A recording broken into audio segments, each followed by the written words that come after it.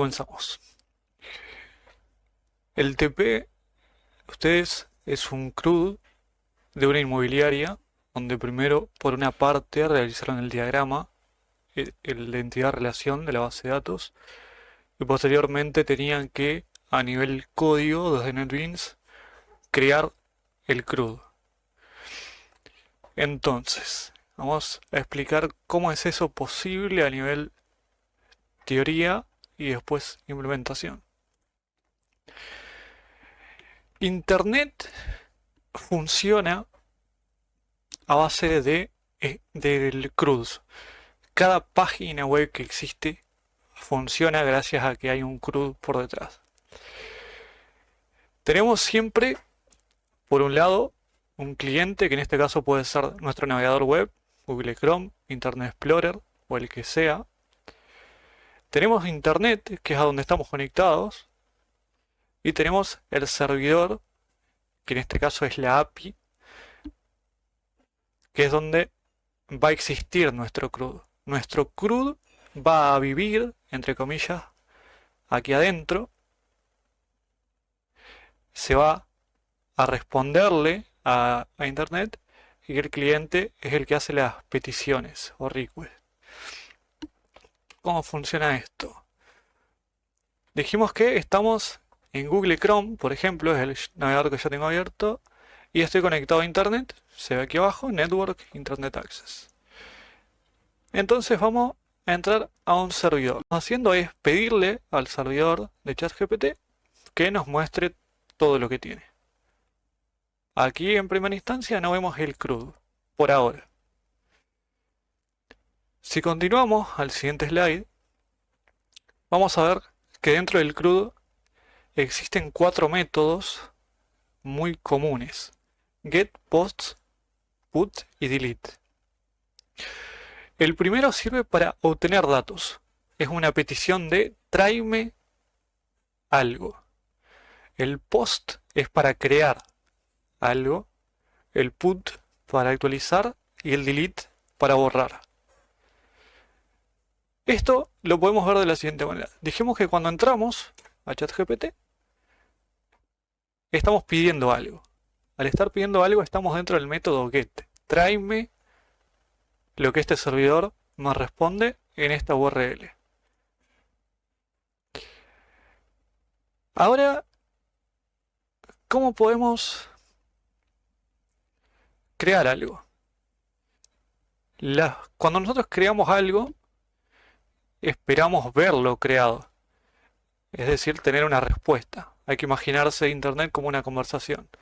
Entonces vamos a decirle, este mensaje es el cuerpo de un método post y ChatGPT me va a responder algo en base a esto. Este método es el método post, nuestro segundo método HTTP. Con el primero, el get, entramos al servidor y aquí estamos enviando algo. Cuando enviamos, se habla de método post. Pero también existe un método put que sirve para actualizar datos. En ChatGPT mismo, acá tenemos un botoncito de editar. Editar significa que podemos actualizar los datos. Entonces podemos mandar que ahora es un método post y este mensaje va a generar una nueva respuesta. Lo enviamos. Bueno, aquí me responde mucha fruta porque en realidad esto es de ejemplo. Y pasamos por el método get, obteniendo datos, el método post, enviando datos nosotros, el método put, actualizando el dato que enviamos, y también tenemos el método delete, que el método delete es el de borrar. En ChatGPT acá a la izquierda tenemos una papelera que si le damos clic se borra y ya no aparece esa consulta. Y ahí pasamos por los 4 métodos más comunes del protocolo HTTP. Siempre tenemos lo mismo que acá en la slide anterior. El cliente, quien usa el navegador, hace una petición una request. Se le llama request porque cuando nosotros damos clic o enter para enviar un mensaje, estamos diciendo requiero tal cosa. Por eso es request o petición. Y pasamos por los cuatro, el get, el post, put y delete. Existe un quinto método que es el patch, que es muy similar al put, solamente que actualiza una parte del mensaje específica y no todo. Esto por si lo quieren comentar, se los comento. Está bueno porque pueden adelantar un poquito el speech. Pero continuando.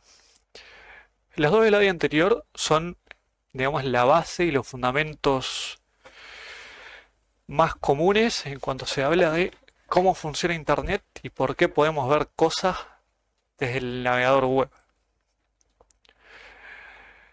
Continuando con la presentación, esto, lo que se ve acá, entidades, presentación, lógica de negocio, acceso a datos y base de datos, y esta, componentes comunes, esto viene a ser arquitectura modular.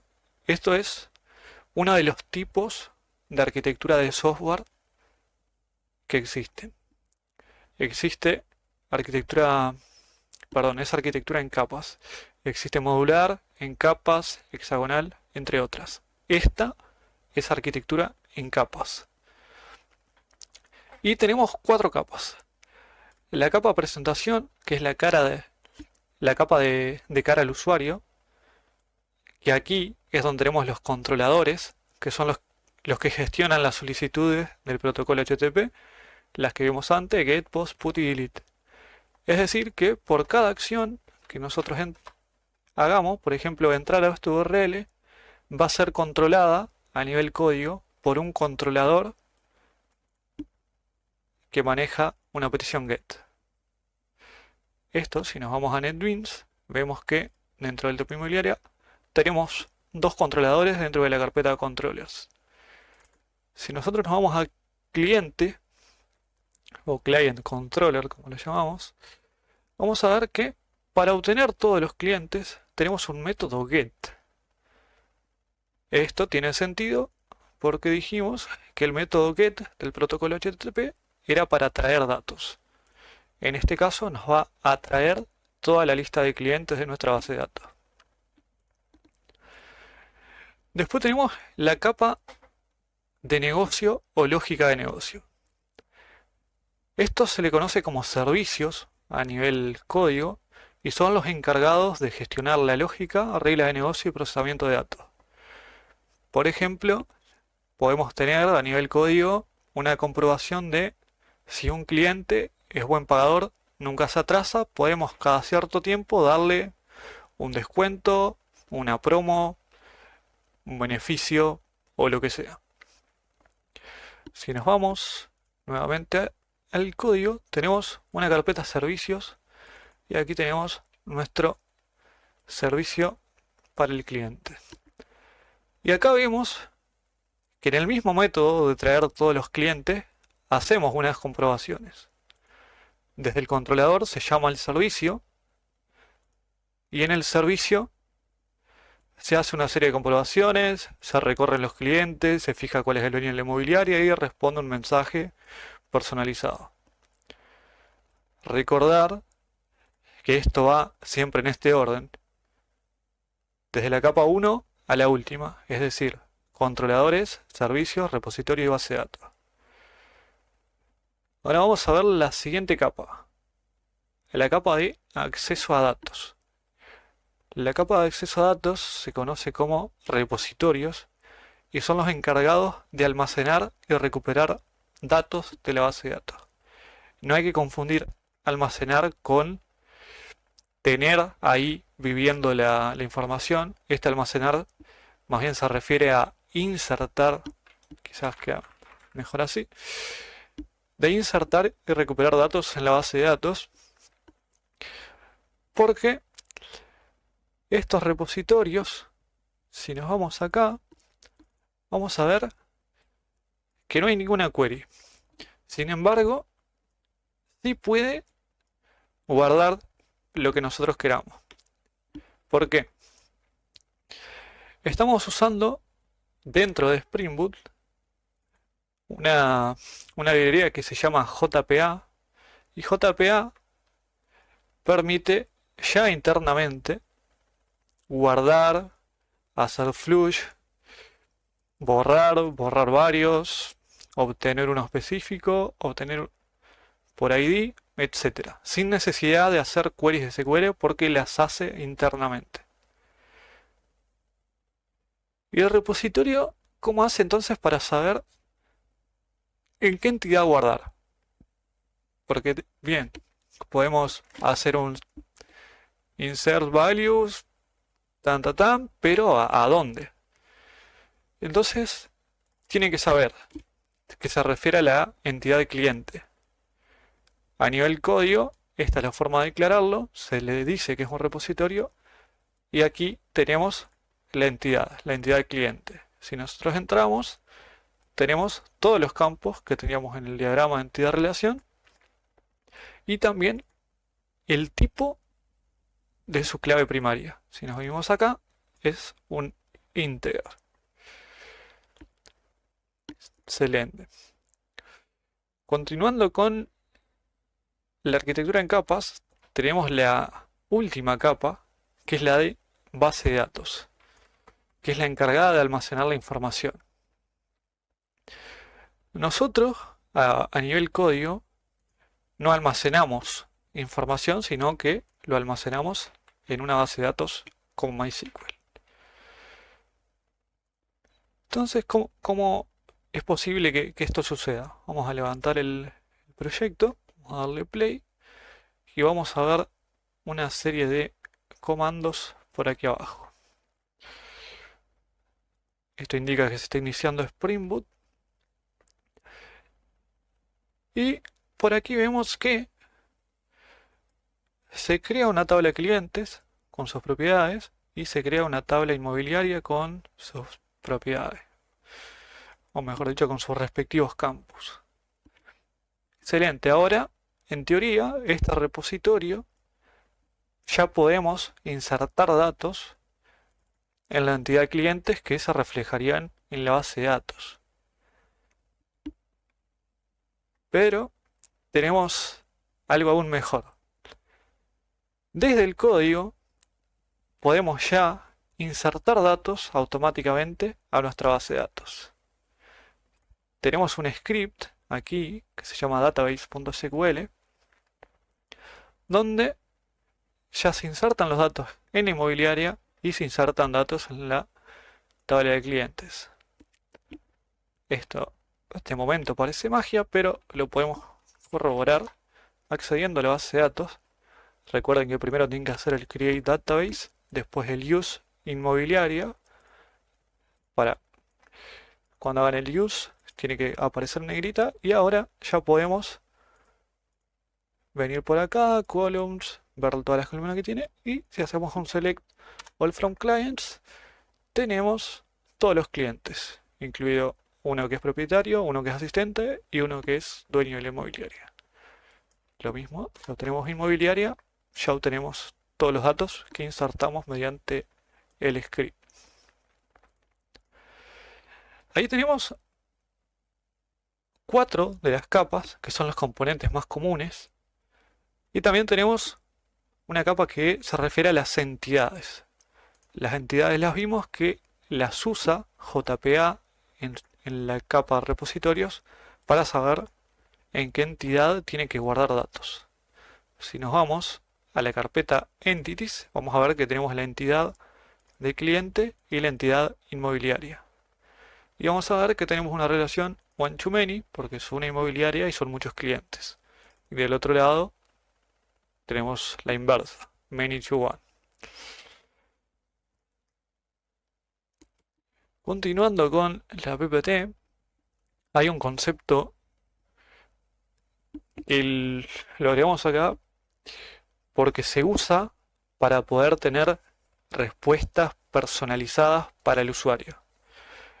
Este concepto de DTO significa objeto de transferencia de datos y sirve para, por ejemplo, unir campos de dos entidades distintas en un objeto y hacer un objeto personalizado a medida con campo estudiante y los campos de la escuela.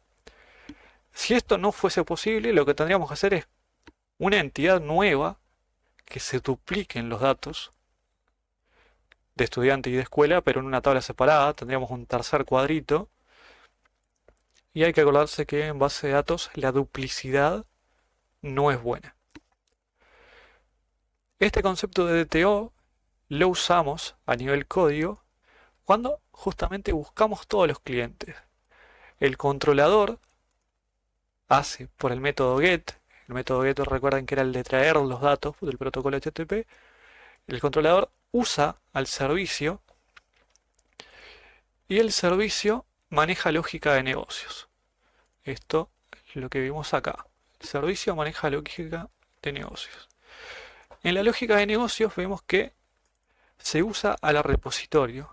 Y al repositorio dijimos que era el encargado de insertar y recuperar datos de la base de datos. Entonces, ¿qué es lo que sucede?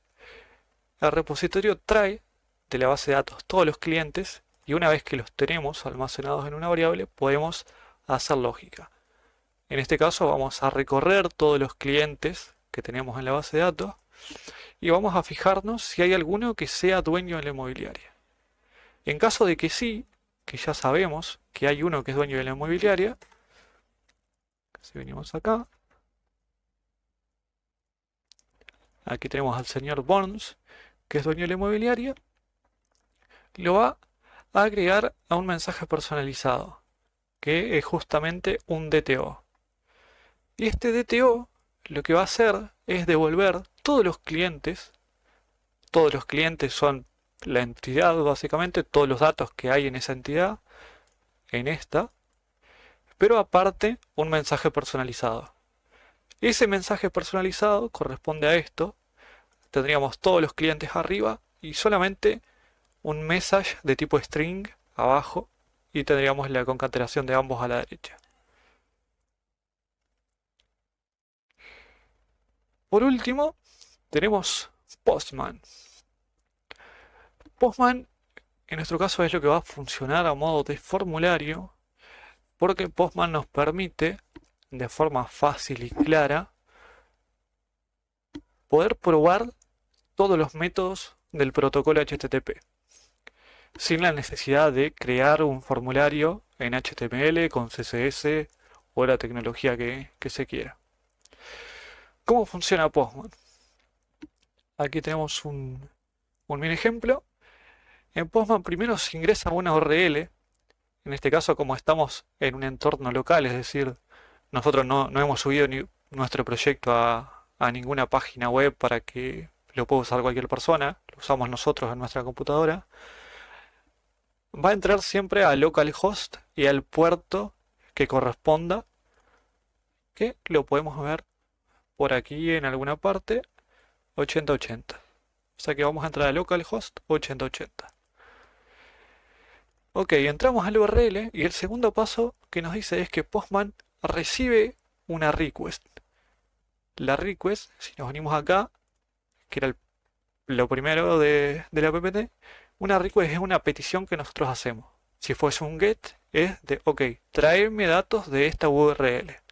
Por ejemplo, si entramos acá, estamos haciendo un método get que me traiga todos los datos que hay en esta URL. Y por último, nos da una respuesta. Que la respuesta en este caso es toda esta pantalla visual que tengo con todas las opciones y el cuadro para poder escribirlo. Bien, vamos a probarlo. Yo aquí tengo abierto Postman con la colección. Si no le han importado, es en esta pestañita de import. Le dan aquí en Files, seleccionan la colección que dejé en el documento y después le dan todo OK, OK, OK y les aparece aquí a la izquierda. Cerrarla para que se vea todo chiquito. Dijimos que el método get era para traer los datos de una URL y que como estamos en un entorno local vamos a usar el puerto que nos dice acá, el 8080. Con esto se construye la URL. Entonces en teoría estamos buscando la URL que tiene todos los clientes de la base de datos.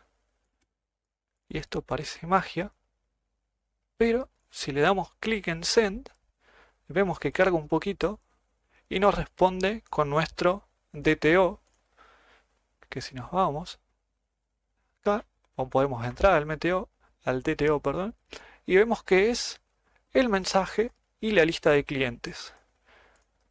Esto corresponde a esta pestañita de la PPT, que es de Data Transfer Object. Aquí lo tenemos construido y en el servicio es donde se utiliza la lógica para agregarle datos a ese DTO. En Postman vemos el mensaje, el dueño de la inmobiliaria es Montgomery Burns, gana tanto rentabilidad anual, y a continuación se podrá ver la lista de inquilinos y propietarios. Y tenemos todos los clientes, porque no se diferencia entre tipo, y además un inquilino también puede ser propietario y viceversa. Y también vemos que tienen ID incremental. Este ID incremental sucede porque si nos vamos a las entidades, tenemos un generador de identity, y este generated value con strategy lo que hace es generar el ID de la base de datos, la clave principal, de forma incremental. Volvemos a Postman y dijimos que podemos buscar todos los clientes por un método get, pero también podemos buscar un cliente específico si conocemos el numerito que representa la base de datos. Por ejemplo, vamos a buscar todos los clientes, el ID 3 es Bart Simpson y es inquilino. Entonces vamos a buscar a Bart Simpson y aquí efectivamente tenemos a Bart Simpson, que es inquilino, su mail, la dirección, DNI y su teléfono. Y así lo mismo si quisiéramos buscar, por ejemplo, el ID 8, que es el dueño de la inmobiliaria, que es el señor Montgomery Burns. Y aquí lo tenemos.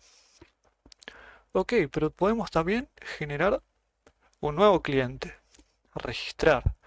El método POST era de enviar datos. Cuando enviamos datos, del otro lado se espera que llegue algo, ¿cómo es? Que llegue algo para poder crearse. Si nosotros no cambiamos nada, no hay forma de crearlo. El método POST, ponemos todos los campos que tenemos en nuestra entidad. Si nosotros vamos a cliente, ya estamos en cliente, vamos a ver que ahí en Postman estamos poniendo estos tipos de datos sin el ID, porque este es autogenerado por MySQL a la hora de un nuevo registro, y esto es lo que permite que sea autoincremental. Pero sí tenemos tipo de cliente, dirección de email, nombre y hasta el apellido, que es lo que podemos ver acá.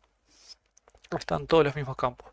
El orden, tal cual, no importa si te queda uno más arriba que el otro, no importa. Sí importa que los datos sean exactamente los que están aquí. Sí conviene que el orden siempre se respete. Entonces vamos a darle Send. Y vemos que ahora tenemos un ID 9. El último que buscamos, por buscar cliente por ID, fue el número 8, que era el último de la base de datos. Lo tenemos aquí. Y ahora el ID es un ID 9. Vamos a buscar en la base de datos. Creo uno nuevo porque se me cortó la grabación. Tenemos que ahora en la base de datos tenemos dos nuevos usuarios, porque creé dos, se me cortó la grabación. Tenemos un ID 9 y un ID 10, los dos nuevos usuarios creados en la base de datos. Y nos dice que es un tipo de cliente registrado por Postman, que es tal cual lo que tenemos acá, en el tipo de cliente. Entonces vamos a buscar el ID 9, a ver si realmente lo confirmamos y efectivamente obtenemos que es un usuario creado por Postman. Continuando con los métodos del protocolo HTTP, recordemos que el put era actualizar. Y para actualizar también precisamos saber a qué ID hacemos referencia. Vamos a ir por el ID 10, que es el último que he creado, y le voy a poner en tipo de cliente, actualizó desde Postman en demo en vivo grabada. Actualmente el ID 10 en tipo de cliente tiene el mismo tipo que el de arriba, porque le di dos veces clic, pero este tipo tiene que cambiar cuando yo actualice. Vamos a comprobarlo. Aquí me dice que ahora dice actualizo desde Postman en el modo en vivo grabada, tal cual está arriba, pero vamos a verificarlo en la base de datos. Le arreglé aquí. Actualizo desde Postman en casa grabada. Excelente.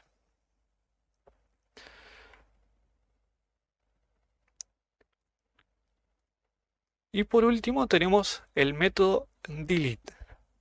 El método delete sirve para borrar un usuario de la base de datos y también hay que especificar cuál queremos borrar. En este caso vamos a borrar el ID 10 y nos va a decir que el cliente se borró satisfactoriamente y no mucho más, ese cliente ya no existe. Por último dejé un endpoint a todo esto acá arriba, toda la URL se le conoce como endpoint. Cada uno de estos es un endpoint distinto para hacer cosas distintas. Dejo un endpoint para ver la inmobiliaria que la busca por ID. Y la busca por ID 1 porque solo existe una inmobiliaria en la base de datos. Nos dice que es de Springfield y esta es la dirección, la matrícula, el quit, el mail y demás.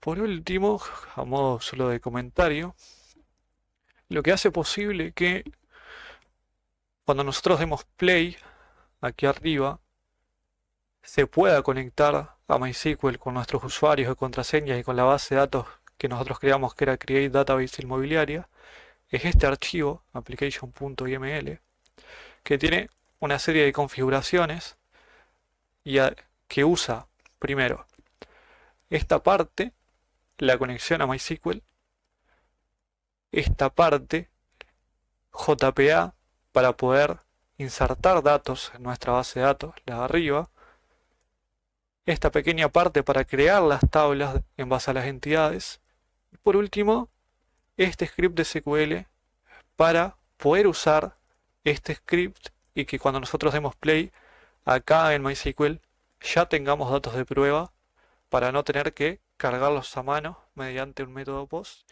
y crearlos uno a uno. Luego la última parte de la explicación del crudo con protocolo HTTP y demás. Dejé en GitHub en un repositorio público la explicación más o menos de todo lo comentado. Y aprovechando este video, también dejé un problemita que puede aparecer en la instalación de MySQL cuando quieres volver a usar y hay un puerto en uso. Bueno, básicamente está como solucionarlo aquí al final de la README. Y aprovechando el video, vamos a clonarlo. Tenemos varias formas de descargarlo. Una es descargarlo como zip y descomprimirlo. Esta es la clásica, se descarga un zip, te vas a descarga, puedes descomprimirlo. Eso, bueno, un clásico. Pero lo importante acá es saber clonar repositorio. Hay varias opciones. Esta es la más segura, pero no tenemos la clave SSH configurada en este sistema, así que vamos por HTTPS. Vamos a darle en este simbolito, lo copia y abrimos la terminal, que en Windows generalmente tiene el símbolo de sistema. Puedes tener PowerShell también, Windows PowerShell. Nos vamos al escritorio y en el escritorio podemos hacer un git clone y lo copiamos.